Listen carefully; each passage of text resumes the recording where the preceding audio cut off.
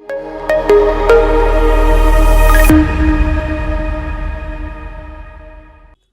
Friends, నేను రాజు. Ram Charan Peddi cinema పైన ఓ hero negative ప్రచారం చేస్తున్నాడని ఓ వార్త పలు వెబ్సైట్లలో వైరల్ అవుతుంది.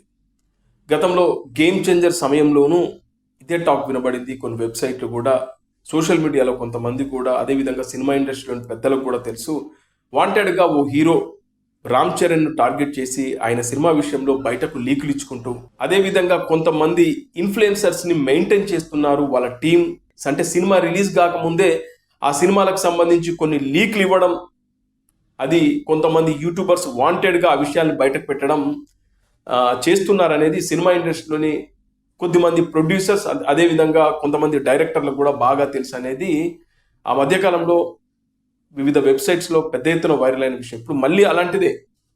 రామ్ చరణ్ పెద్ది సినిమాపై నెగిటివ్ ప్రచారం చేస్తున్న స్టార్ హీరో అని వెబ్సైట్ కథనం. గ్లోబల్ స్టార్ రామ్ చరణ్ కథానాయకుడిగా సుకుమార్ శిష్యుడు ఉప్పెన డైరెక్టర్ బుచ్చుబాబు దర్శకత్వంలో రాబోతున్న చిత్రం పెద్ది. ఈ సినిమా నుంచి విడుదలైన చిక్రీ చిక్రీ పాట అఖండ విజయాన్ని సాధించింది. మార్చిలో ప్రేక్షకులు ముందుకు రాబోతున్న ఈ సినిమా బ్లాక్ బస్టర్ విజయం సాధిస్తుందని రామ్ చరణ్ అభిమానులు నమ్మకంతో చెప్తున్నారు. ఈ సినిమా పాన్ ఇండియా స్థాయిలో విజయం సాధించడం ఖాయమంటున్నారు. అయితే ఈ సినిమాకు వ్యతిరేకంగా తెలుగు సినీ పరిశ్రమకు చెందిన ఓ స్టార్ హీరో నెగిటివ్గా ప్రచారం చేస్తున్నట్లు ఇండస్ట్రీలో గుసగుసలు అయితే వినబడుతున్నాయి. ఇంతకీ ఆ హీరో ఎవరు, ఎందుకు ప్రచారం చేస్తున్నాడని చెర్రీ అభిమానులు ఆరా తీస్తున్నారు. 4-5 సంవత్సరాల నుంచి ఈ ఇద్దరు హీరోలకు పడడం లేదని తెలుస్తుంది. అప్పటి నుంచి రామ్ చరణ్ కు వ్యతిరేకంగా ప్రచారం చేయించడం లాంటివి చేస్తున్నట్టు తెలుస్తుంది. అయితే రామ్ చరణ్ తిరిగి అటువంటి పనులు చేయడం లేదని అభిమానులు చెప్తున్నారు. ఒకరికి వ్యతిరేకంగా ఒకరిని కించపరిచేలా తమ హీరో అలా వ్యవహరించాడని చిరంజీవి సురేఖ దంపతులు అంత గొప్పగా చెర్రీని పెంచారని చెబుతున్నారు. మరి ఈ ఇద్దరు హీరోలు స్టార్ హీరోలే, గతంలో చాలా క్లోజ్గా ఉండేవారు. అటువంటిది ఏ విషయంలో గొడవ అయింది, ఈ విషయం మాత్రం ఇప్పటికీ బయటకు రాలేదు అంటూ ఇక తప్పంతా ఆ హీరోదే, పెద్ది సినిమాపై ప్రచారం చేస్తున్న హీరోదే తప్పని సినీ వర్గాలు అంటున్నాయి. గొడవకు కారణమైన సంఘటన చాలా తక్కువ మందికి మాత్రమే తెలుసు అని. అంటే ఆ హీరోకు రామ్ చరణ్కి గొడవ జరిగిన విషయం ఇండస్ట్రీలోని చాలా తక్కువ మందికి మాత్రమే తెలుసు. ఆ రోజు నుంచి ఈ రోజు వరకు మాట్లాడుకోవడం లేదని, అయితే ఇటీవల 2-3 సందర్భాల్లో మాత్రం తప్పనిసరిగా కలుసుకోవాల్సి వచ్చిందని, అంటే రామ్ చరణ్ మరియు ఆ హీరో గత కొన్ని రోజుల నుంచి మాట్లాడుకోవడం లేదు. అయితే తప్పనిసరి పరిస్థితుల్లో ఎవరైనా చనిపోయినప్పుడు కానీ, ఏదైనా వివాహాలు లేకుంటే ఏదైనా సెలబ్రేషన్ టైంలో మాత్రమే కలుసుకున్నారు అనే విధంగా ఇక్కడ మనం నోట్ చేసుకోవాల్సింది. ఇటీవల 2-3 సందర్భాల్లో మాత్రం తప్పనిసరిగా కలుసుకోవాల్సి వచ్చింది. ఏదేమైనప్పటికీ ఒక మంచి సినిమాను చంపేందుకు నెగిటివ్ ప్రచారం చేయించడానికి డబ్బులు కూడా భారీగా ఖర్చు పెడుతున్న ఆ హీరో, ఇది పరిస్థితి. అంటే ఒక హీరో ఎదగకూడదు, మనకన్నా మించిన పెద్ద స్టార్ కాకూడదు. అందుకే వాళ్ళు ఈ ఇన్ఫ్లుయెన్సర్స్కి, కొంతమంది యూట్యూబర్స్కి, ముఖ్యంగా రివ్యూలు చెప్పే వాళ్ళకి ఈ దరిద్రం టాలీవుడ్లో బాగా ఎక్కువైపోయింది. డబ్బులు ఖర్చు పెట్టి మరీ ఆ సినిమా బాగాలేదని చెప్పించే ప్రయత్నాలు, అందులో భాగమే ఈ పెద్ది పైన తర్వాత మాట్లాడుతున్న విషయాన్ని. అయితే ఏదేమైనప్పటికీ ఒక మంచి సినిమాను చంపేందుకు నెగిటివ్ ప్రచారం చేయించడానికి డబ్బులు కూడా భారీగా ఖర్చు పెడుతున్న ఆ హీరో తన సినిమా వచ్చినప్పుడు, అంటే ఇప్పుడు ఎవడైతే డబ్బులు ఖర్చు పెడుతున్న ఆ హీరో, రామ్ చరణ్ సినిమాని చంపాలని చూస్తున్న ఆ హీరో తన సినిమా వచ్చినప్పుడు ఇతరులు మాత్రం ఎందుకు చేయకుండా ఉంటారు అనే విషయాన్ని గ్రహించలేకపోతున్నాడంటూ చాలామంది నెటిజన్లు ఆ హీరో ఎవరంటూ సోషల్ మీడియాలో చర్చలు పెడుతున్నారు. ఇండస్ట్రీలో మాత్రం చాలామందికి తెలుసు, రామ్ చరణ్ అదేవిధంగా ఓ హీరో మధ్యన చాలా రోజుల నుంచి, ఒక 4-5 సంవత్సరాల నుంచి ఒక ఇష్యూ, గొడవలు, అంటే వాళ్ళకు ఫ్యామిలీకి సంబంధించో ఏదో, మరి నేను అంతకన్నా తోపునో, నేను రామ్ చరణ్ మించిపోవాలనే ఉద్దేశంతో ఒక మైండ్ సెట్తో ఒక వ్యక్తి, ఒక హీరో ఉన్నాడు అనే విధంగా చాలా రోజుల నుంచి ఇండస్ట్రీలో ఉన్న నిర్మాణ సంస్థలకే బాగా తెలుసు, కొంతమంది దర్శకులకు కూడా తెలుసు. అలా ఆ హీరో పనిగట్టుకొని రామ్ చరణ్ గేమ్ చేంజర్ సమయంలో ఎంత దారుణంగా రామ్ చరణ్ ట్రోల్ చేయించాడు అనేది అందరికీ తెలుసు.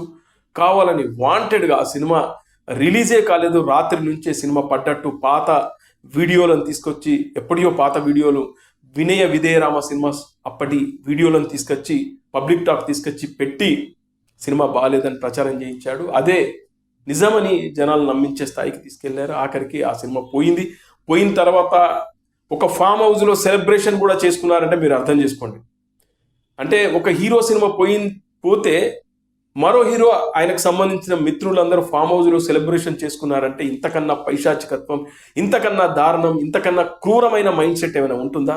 మరి ఏమో, మరి ఆ హీరోకు ఎందుకు ఆ మైండ్ సెట్టో తెలియదు. కానీ రామ్ చరణ్ సినిమా విషయంలో మాత్రం పనిగట్టుకొని ఇలాంటి దుష్ప్రచారం చేస్తున్నాడు. ముఖ్యంగా మొన్న చూస్తే పెద్ద సినిమా పైన చిక్రీ చిక్రీ గిక్రీ గిక్రీ అంటూ ఆ సినిమా కథ నాకు తెలుసు అని చెప్పి పూల చొక్కా అనే ఒక యూట్యూబర్ కూడా వాంటెడ్గా ఈ పెద్ద సినిమా సబ్జెక్టు నాకు తెలుసు, కథ నాకు తెలుసు అని చెప్పి ఇతను అనడం, ఆ తర్వాత ఆ కథ గురించి రివీల్ చేయకు బాగోదు అని అంటే, అవును రివీల్ చేస్తే కేసులు ఇస్తారు నా మీద అని అంటూనే అలాంటి కథతో సినిమాలు తీస్తున్నారు, పైగా చిక్రీ బిక్రీ అంటూ పాటలు పెడుతున్నారు అని చెప్పి అన్నాడు.